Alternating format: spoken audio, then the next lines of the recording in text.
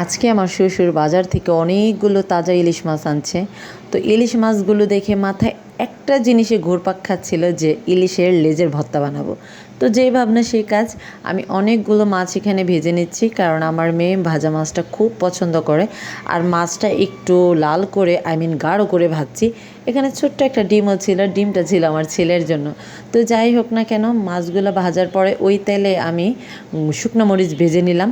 আর এই যে সাথে সাথে যদি আপনারা মাছটাকে ডলা দেন তাহলে কিন্তু কাঁটাটা অনায়াসে ছেড়ে যাবে। তো এতে আমি অনেকগুলা লেজ একসাথে মথে নিলাম। আর এই যে এখানে অল্প পেঁয়াজ অল্প মরিচ দিয়েছি, কারণ আমার বাচ্চারা ভর্তাটা খাবে, আমার মেয়ে আর ইভেন আমার হাজব্যান্ড পেঁয়াজ কম খায়, সেজন্য পেঁয়াজটা কম দিয়েছি। আর এখানে দিয়ে দিলাম মাছ ভাজার তেল। আমার ঘরে ধনেপাতা ছিল না, সেজন্য ধনেপাতাটা দিতে পারলাম না।